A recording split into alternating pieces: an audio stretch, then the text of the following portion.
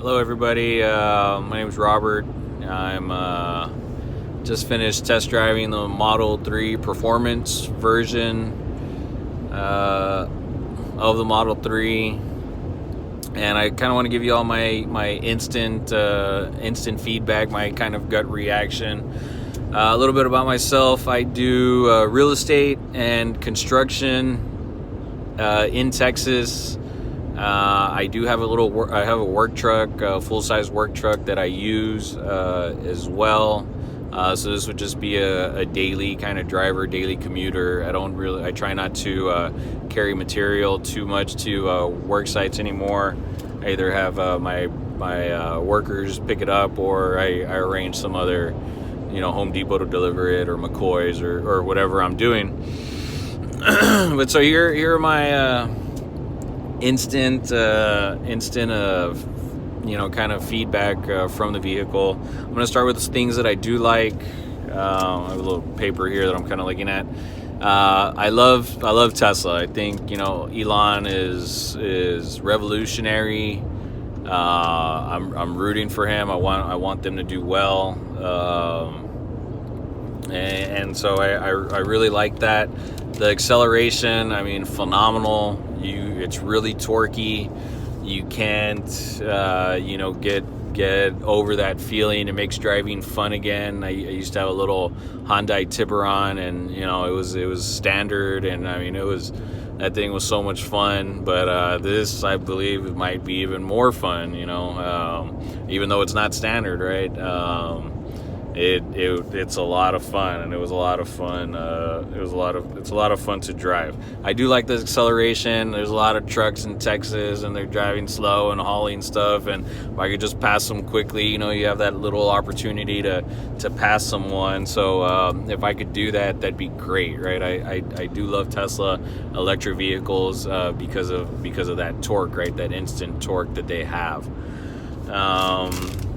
What else did I like? The center screen. I don't think that's gonna. If the one thing that's holding you back is the center screen, by the vehicle, I don't think that the center screen is gonna be an issue. Once you get in it, you forget about the gauge clusters that are right there, and you're kind of drawn to the center screen.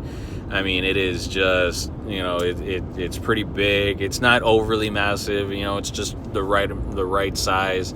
And so it's great, right? Everything's kind of on there, readily available. What else? The AC is great. I really did like that. It kind of goes up and down, and it'll separate, and so the AC is fine. I'd like the Model S to have that, that same, and they might be doing it later on in the future. I'm not sure.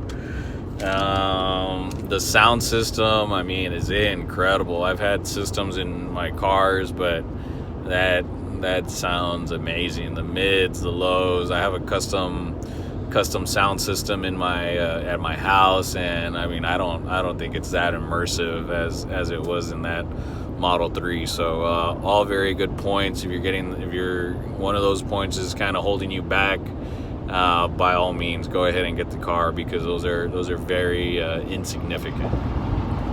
As far as the touchscreen, you're probably only going to use 3 buttons that are on the bottom left-hand side.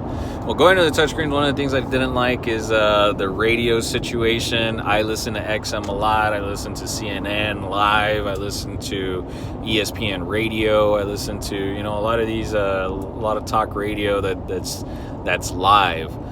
You do get a subscription to Slacker Radio and TuneIn if you already don't have one, but I just do not think that, you can't play anything live. You'll have yesterday's stuff, the Dan Le Batard show on ESPN. It had yesterday's, today's Friday, it had Thursdays, but you're not going to have anything that's live. The guy was kind of telling me, well, you can plug in your phone, it's on your ESPN app. It's not live. That's why they created TuneIn, right? So that people can listen to live TV. But again, it's going to be using my streaming my cell phone's signal and stuff like that. So I didn't like that, right? I didn't like that It does not have XM. I'm not sure about the FM and AM situation. I hardly ever go. I hardly ever go to those stations. So, but can I deal with it? Yeah, sometimes I miss my shows, so I do want to hear, what happened yesterday, and so that's cool, So it's plus and minus. Could I have dealt with it? Probably. But let's move on to other situations. One of my bigger issues, the two biggest issues that I have is the size of it and the blind spot monitoring. If you've been in a Tesla before, you kind of know how it has that little diagram of the car, and you can kind of see the cars in the other lanes. Well, the front sensors are great. They're amazing. You can see like 5 or 6 car lengths. The rear sensors, if there's a car catty corner to you, that is the only way it's going to pick it up.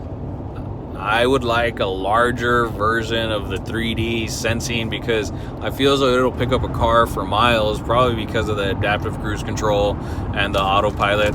Those are two things that I really did like as well. I had them in a previous vehicle. I had a Honda Accord Touring, and I really did like the adaptive cruise control. We live in Texas.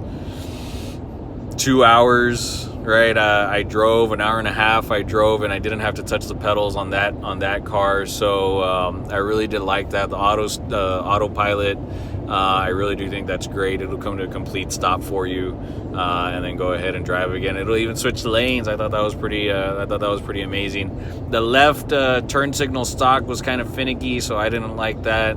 You have to press down, and then the blinker stays on. If you're switching lanes, like I didn't like the left hand situation. But back to the blind spot monitoring.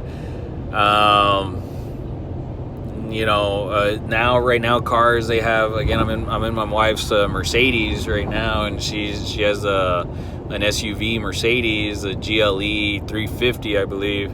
And it has lights, so usually when I'm switching lanes, I'm always on the phone. I'm constantly getting phone calls, looking down, texts, blah blah blah, emails.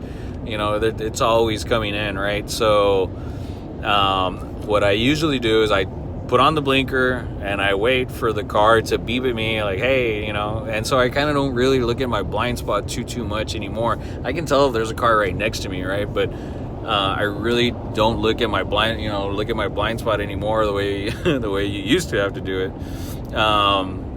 So I just kind of turn that on, and I wait for that to go off, and if it doesn't go off, then I'm clear, right? So I go ahead and I switch lanes. Again, those sensors on the rear, and the salesman was telling me that, if you're kind of drifting into one lane, or if you're switching lanes and there is a car there's a safety feature that it'll move you back in. Obviously I couldn't test that, but why do you want to have to test that, on the expressway? Every car, there's $20,000 vehicles right now that have, these little lights. How much could it have cost just to put a little light where it's, this one has 2 different colors of lights. It goes yellow and then it goes red, and it kind of blinks at you like, hey, don't move over. And so you're kind of just regulated to that sonar that's kind of there. The mirrors are kind of small, but that's, that's whatever, right? But so I had an issue with that. Blind spot monitoring for sure. I think it needs to improve in that vehicle. Add some lights, places. That way it can alert the driver.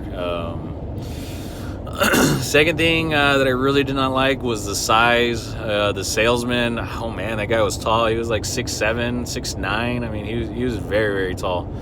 And I do not.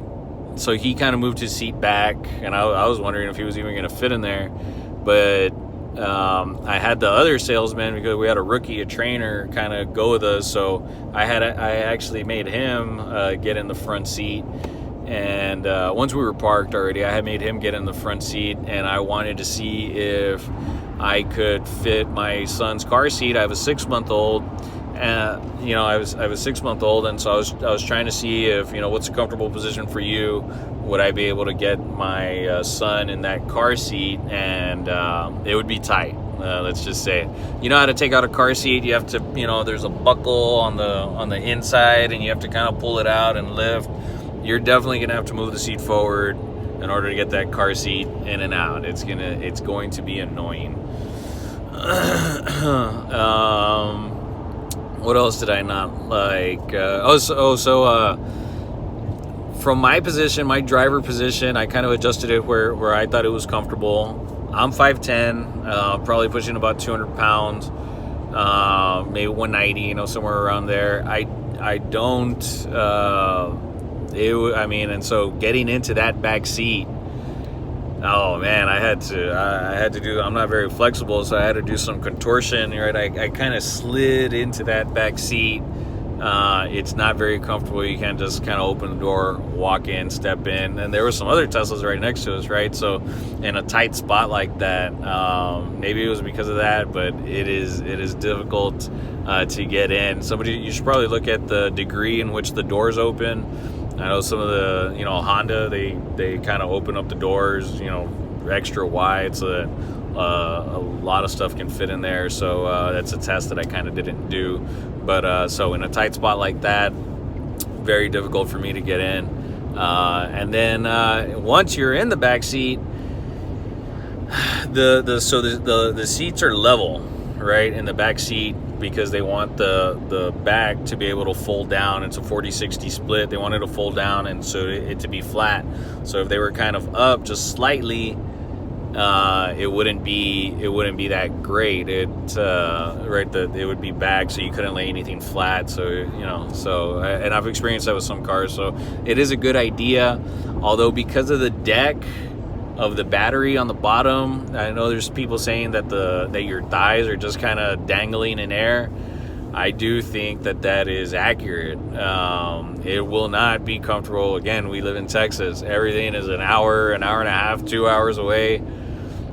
Long road trips like that, I do not think, maybe 3-4 hours away. We want to go to Dallas, it's 8 hours away. I do not think it would be comfortable for an extended period of time.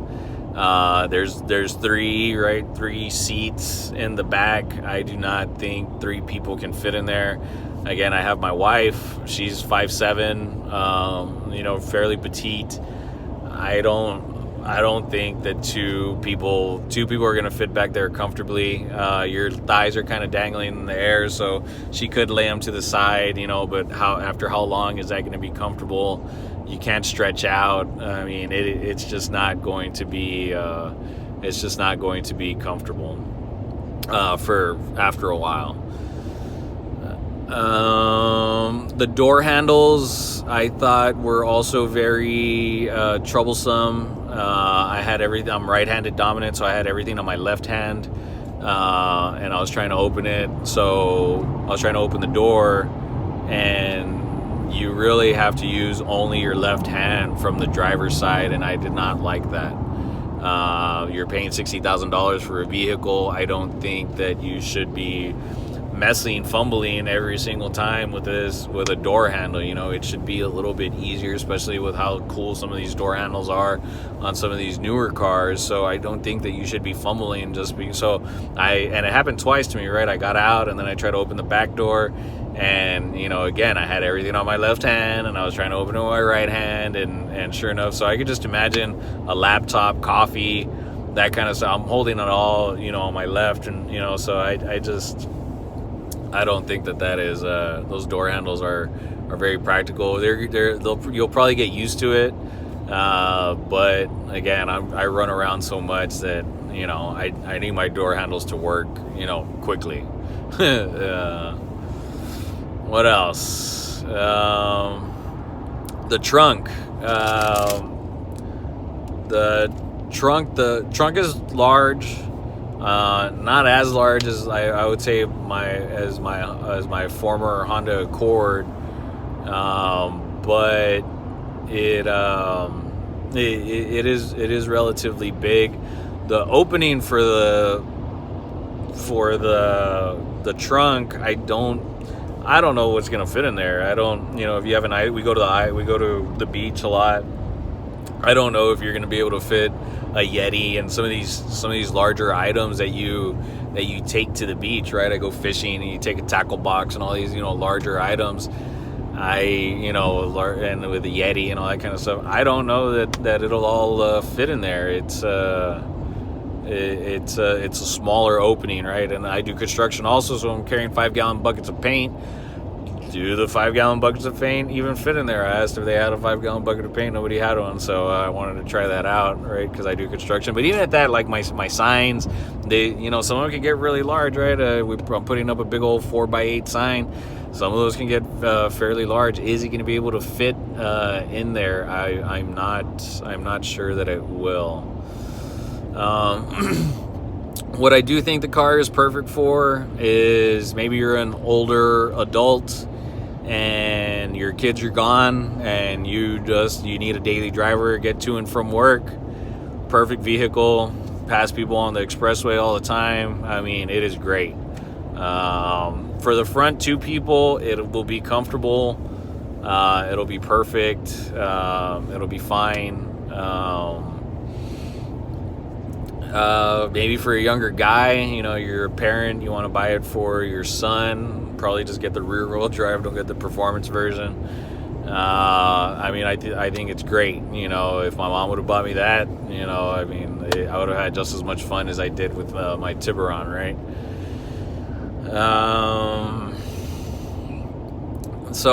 Again, I have a little family. Again, we're not too many people, although we're probably gonna have another kid here shortly.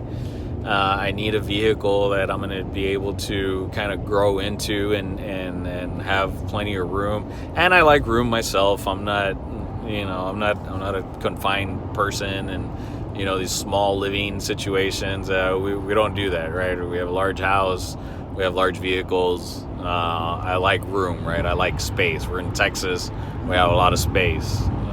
So that's just my review. I'm sure I'm going to get beat up on the comments, and people are going to have reactions. And by all means, but this is just my, by all means, comment, right? Good, bad, the ugly, whatever it is. It's just if you're kind of in a similar situation as I am. With a growing family, probably not the car. My sister's boyfriend has a Honda Civic. She has actually a Model X, white interior, white on white. It's a beautiful car. It's gorgeous.